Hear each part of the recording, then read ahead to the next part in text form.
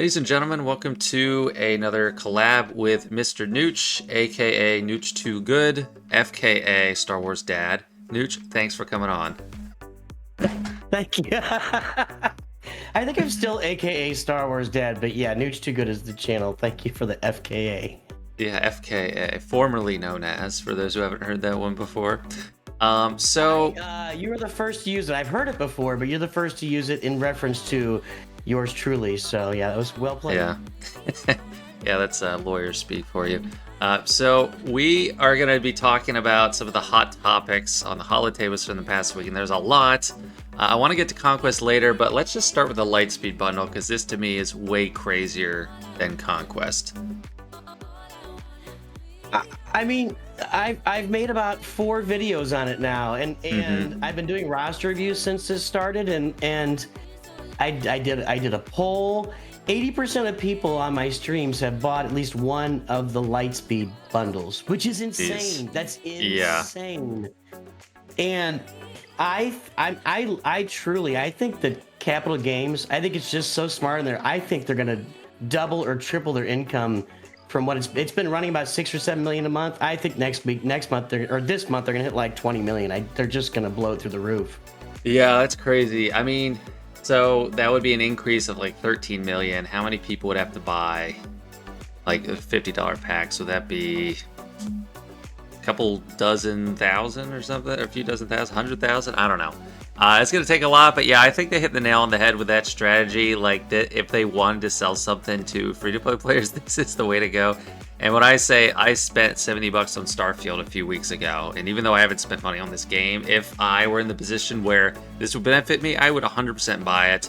I can still buy it. I still see for the packs. The only one I don't see is Star Killer, because they all still have something I don't have. It's just I don't really care about them, like Relic 5, Young Lando, extra relics on Karth. Yeah. Yeah, so there's just little things. What do you not have? But yeah, Relic 5, like First Order, Special Forces, TIE Pilot, stuff like that, right? Yeah, exactly. I got Relic. I have a Relic 3 Resistance Pilot. I have a Relic 3 Veteran Smuggler Chewie, and I have the Relic 3 Phosphatipa. So that'll do it. But yeah, I did a couple roster reviews. I didn't do as many. I think you probably go through a lot more roster reviews when you do it. But yeah, 2 of the 3 I looked at had already bought it. The 3rd one, I was just saying, go ahead and buy this. It's ridiculous. I didn't do the math on how many people need to buy it for that. And I don't really do the math on how many people are spending money, but I just know that it is rampant, and it's just an amazing move. Yeah. It completely upends the entire game, and I have a video out, this morning. I don't know, maybe yesterday morning, whenever you publish this, but, it's doing great things for so many people. Like, it puts you within range of Rey. Even if you're free to play, you spend $10, you can have Rey probably in four or 5 months, depending on really crystals on the Radis refresh, or Kylo, the same thing. But the question, I think, long term is going to be, how does it sit with the people that remain free to play while this is happening? Because they're screwed. You need the free to play players, and these packs quite literally killed probably 50% of the free to play population because they went out and bought a pack and they haven't bought anything in years. Yeah, I mean, like, I was always free to play, not from some like principled stand against buying. It's just like nothing was ever worth it. I came close to buying the hyperdrive on my first account, because if gas had come back and I still had a Gear 8 Magna Guard, I was ready to buy it. But that's when I switched accounts. Just happened to be around the same time. But I was gonna buy it, but that was $100, and this is 10 to 50 bucks. It's just completely reasonable, and it's like a normal game amount of spending. What do you think their thought was behind Rey? Do you think it was just because, I mean, we say Rey and Kylo, but the Kylo pack is still a BB-8 pack, even though it's massive overkill. You need 5 of those characters at Gear 8, not like 12 at Relic 5. Right. Do you think they picked Rey because she's the oldest GL, or because people just avoid her? Nobody farms her. I mean, we talked about, I'm doing roster reviews all the time, and I mean, if you look at early to mid gamers, I'd say anybody even up to like 4, 5, even 6 million, you'll find Ray on like 1 out of every 15 accounts. Yeah. You know, anybody that started the game after Ray, or even people that did Kylo initially, nobody's really gone back and gotten Ray because the issue is like the Kylo farm overlaps. You know, you get all those bounty hunter ships, they overlap with the Executor. Then you get, all the other farms overlap in one way or another with other big farms. The Ray farm is just completely isolated. You know, I know you get the Houndstooth, but that's the only thing in there that really overlaps with any other farm. And so the fact that it doesn't overlap with anything else, I think has been the biggest detriment and why people just leave Ray behind. Yeah, and I think, it's so ingrained to go for Kylo as one of the first ones just because I think the initial reason was, okay, he dominates the raid, but that clearly isn't a thing anymore. So I don't think that's as big of a consideration. They're pretty even with acquirability. So if this didn't come around, I still think people should have looked at Rey a little bit sooner. But I guess the big trade-off still is the fleet is not good. Like, the actual Resistance fleet is terrible, but First Order, you can get a lot of stuff done. But I actually do really like the ships you get from the Radis. I mean, even Ebon Hawk, Ahsoka's ship, they're not bad at all. How do you think this is going to change, like, priorities? Do you think people should just stop using their energy on farming characters right now and work on their mods? Because, like, if a 1 million account bought this, they're going to have a bunch of, like, gray and green mods, if they have anything, on these characters. I think people are just going to be drowning in lack of mods and Omicrons or not Omicrons, Zetas, Omegas, all that. Yeah, I mean, if you buy all the packs and you don't have the Omegas and Zetas and Omicrons, I mean, there's 2 Omicrons on the Kylo farm, and I think if you add in Zori Bliss, you're looking at 2 or 3 for the Rey farm too, right? So, yeah, you're just swimming in lack of Zetas and lack of Omegas for probably 3 or 4 months, unless you go buy more packs, which is kind of ingenious too. But I haven't really thought about the farming, like, I don't think I would ever advise somebody to stop farming characters just because it's unpredictable, right? Now, I agree that it's kind of ushering in a whole new era for the game. You know, I kind of look back at a lot of people have returned to this game recently, and I'd say at least 50 to 60% of them left during the Revan meta at some point, because the Red meta just wore people. It went on for way too long. You know, Malak comes out like a month after Darth Revan, and if you don't have Malak, it doesn't work. And a lot of people just got really frustrated because that was all just a huge cash grab at the time. And we're talking, what is that, 5 years ago now? And a lot of people left, and they're coming back now. And now that this has happened, I think a lot of people are going to come back now. But your question was, should you stop farming characters and start farming just gear and Zetas and... I don't know, man.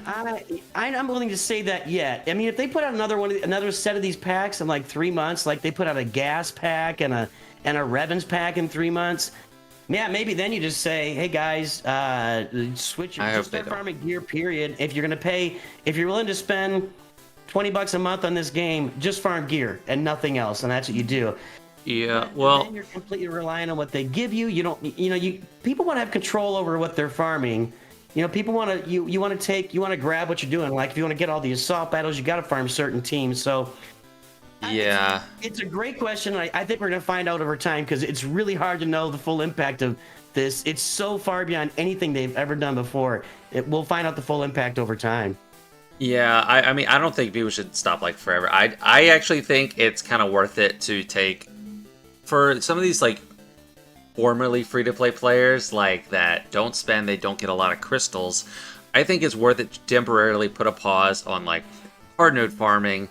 If you have limited crystal income and you can't do all the refreshes to like do mods, maybe get the last piece of gear, last relics, like switch to Cantina farms for relics for like the last, Relic 5 to Relic 7 requirements that we have.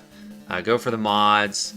You don't really... Like, stopping character farming doesn't really help with ability mats or anything, but I think that shift, because in Galaxy of Heroes, the way I've always played, and I'm at the end game, so I have the luxury of just, like, taking on new things as they come.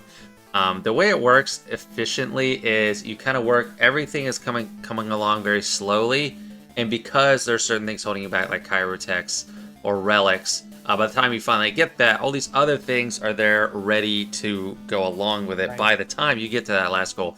This just jumped you way far ahead. You have all these relic 5s, so your farming just is done, the relics, they're done, and then you're just languishing.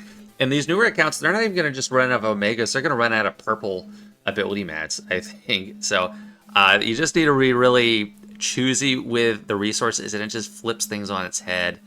But I agree with you. If they like make this a regular thing and they start adding more Galactic Legends, it's going to be kind of really bad for the game, because everyone's going to be like, I'm too scared to work on a Galactic Legend. What if a pack comes out? Like, then if they're at the end of like a Sith Eternal Emperor farm and then a Sith Eternal Emperor pack comes out, then it's just like, okay, all that went down the drain.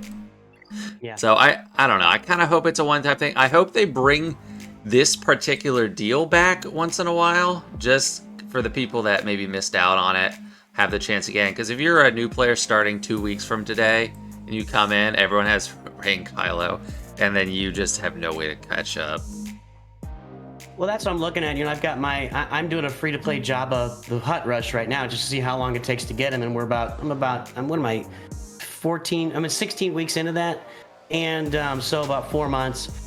And I just entered Grand Arena a couple weeks ago. This last round was my first round, and now I'm going to be in there in Carbonite 4, whatever, Carbonite 3, wherever I am, because I went 2 and 1, and I'm going to be up against people that have 20 more Relic 5 characters than they had last time around. Yeah. And but I think you're right. I don't think they should just go willy-nilly with this and just start dropping this stuff. It's just too affordable. It would really just...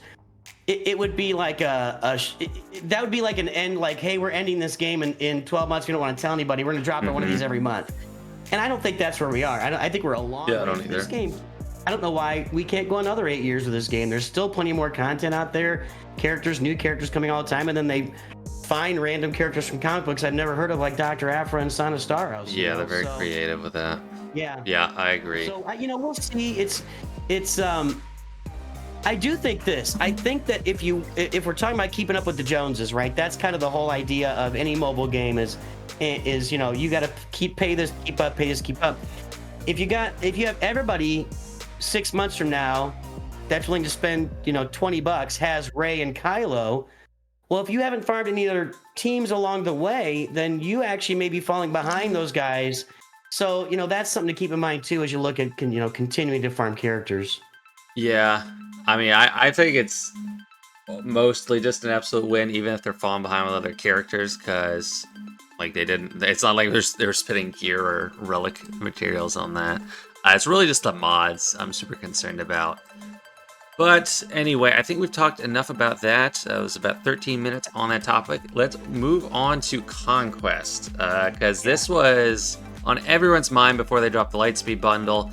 I don't think it was a 1,000 IQ move to like really make people mad. They enjoy riling people up. They made it really bad on purpose, and then they dropped the Lightspeed bundles. I don't think that's beneficial. The Lightspeed bundles on their own are going to be amazing, no matter what's going on in the game.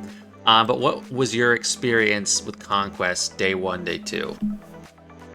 Well, the same as everybody else. I couldn't get past the Gamos, but I mean, actually, I did get past them on my main account. I think I used a Jedi Master Kenobi team or something, or maybe it was a Kylo team. But I got 1 star, and I'm like, man, this, it was odd, because usually you just sit there and auto, and I'm like autoing, and I'm watching, and I'm going, nothing is really happening on this thing. What's going on?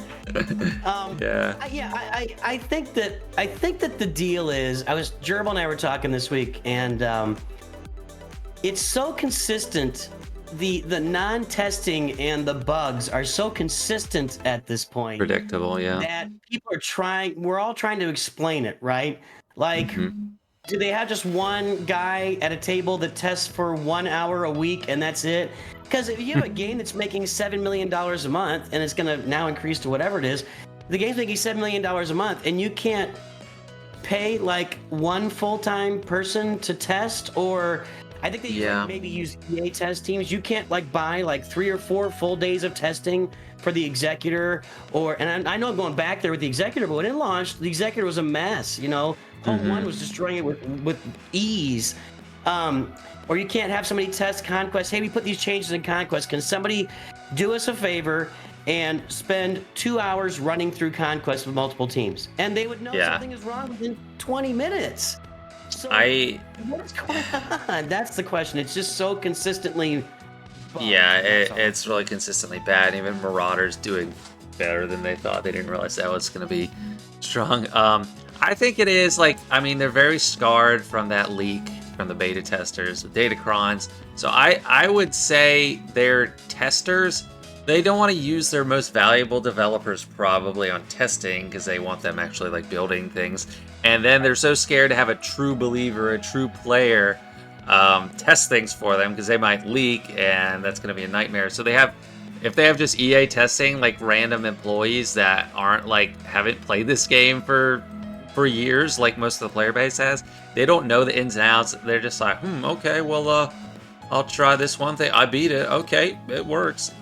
For the Game Guard, I'm at a loss. I don't know. They must have done 0 because like there are at the beginning there were only very specific, very cheesy ways of beating it.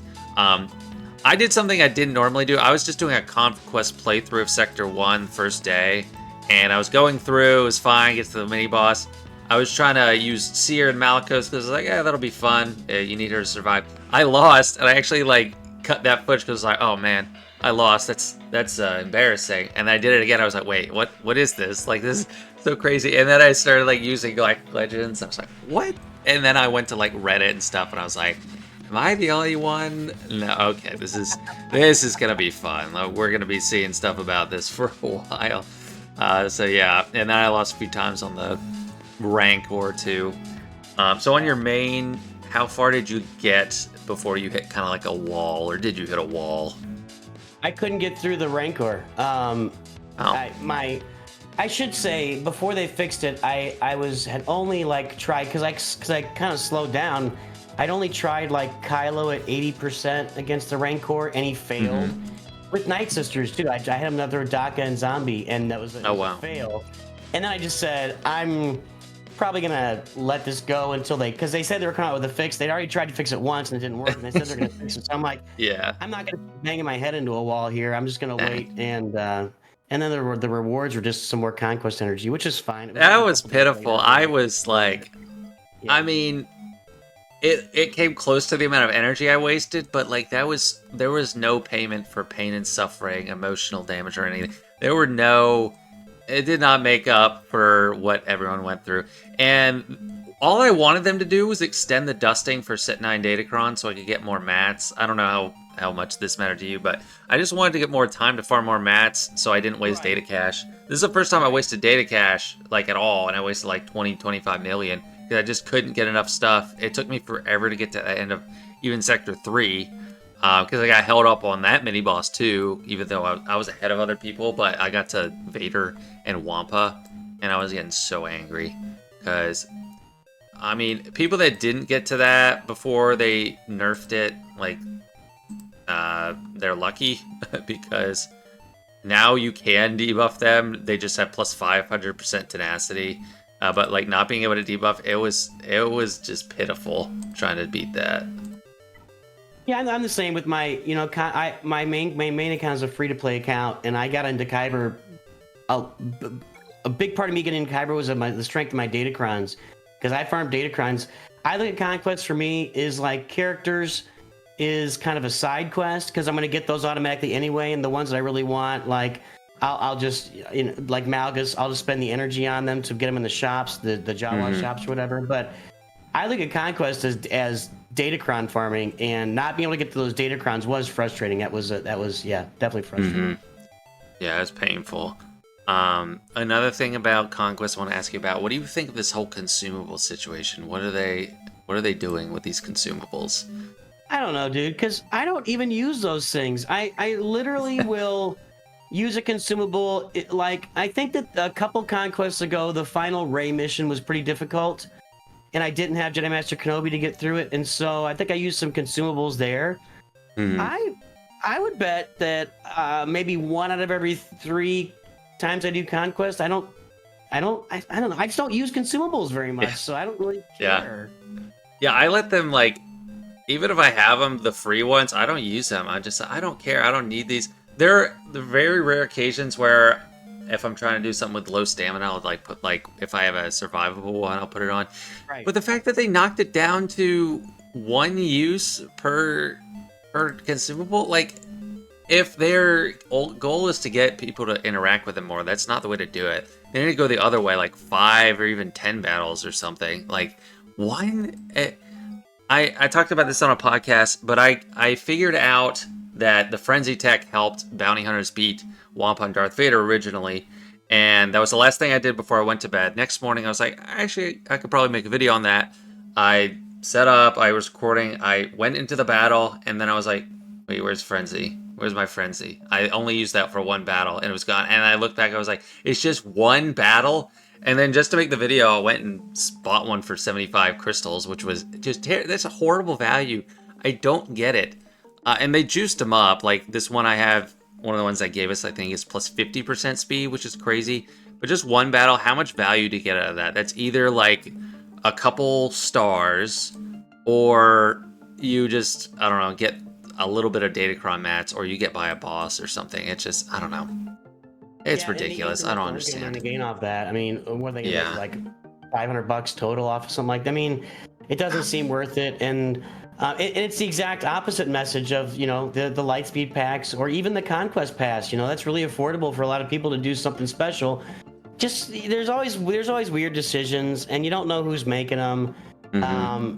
You know, I honestly, Conquest for me is just kind of an extra thing, and I auto my way through most of it. So I didn't even really put any thought into that. So you went a level above. You're over 9,000 on me on that one. Yeah, you know, people keep making that reference to me. I actually didn't watch the anime for Dragon Ball Z. I just read the manga, so that's like, it is a Dragon Ball Z reference, but it's like, which is funny. I was on under the Holotables News Network podcast, and he named it over 9,000 because I was on it, and I was like, yeah, people like that. People that don't know Dragon Ball Z, that's all they know, which is kind of funny. But anyway, Nooch, there's been a lot of, well, we had a lot of positivity about the pack, but we had some negativity there about Conquest. I want to end on a positive note. What's something you're really enjoying about the game right now? I mean, I love the Lightspeed packs. I just think it's a great idea, and I think the fact that I think the fact that you make these teams available to a lot more players with this is a really good idea. And I'm serious. I every single day I have multiple people tell me, "Hey, I left the game 5 years ago. I came back. I left the game 3 years ago. I came back." And I think a lot of people are returning to this game for a lot of different reasons. And I just love seeing that. I just love seeing all the people coming back to the game and having fun. It's so much more. The game today is so much more accessible for new or returning players than it ever has been in the past. And I think that it started with the Hyperdrive bundle a while ago, and then it really expanded when we got to double drops of gear, then double drops of characters. You know, it kept getting more and more accessible. And now with the raid structure, with the rewards for raids, and these new packs, and just the way the game works right now, anybody who wants to start a new alt account or come in and play the game fresh when you haven't played it in a long time, or reactivate an old account, it's just a much different game now, and so much more accessible than it was. And honestly, that is what I really enjoy the most about this game at the moment. Yeah, that is fantastic. Yeah, I think your audience, your content is geared. I mean, we're both kind of geared towards beginner players, so let's be real. But yeah, that's a big focus of your channel, I know, and it is a very encouraging thing. I really like that it's in a good place like that for people. And getting Rey and Kylo, you feel like you can actually like take part in one of the best parts of the game, which is using Galactic Legends. Really fun. And with those two, you can take on pretty much any Galactic Legend out there if you have the right comp. Like, it's giving people the tools to do something meaningful in the game early on. Well, anyway, thanks so much for coming on, Nooch. Always a pleasure. I enjoyed this talk, and we'll have to do it again sometime. Vegeta, it was good to see you again, buddy. All right. Peace, everybody.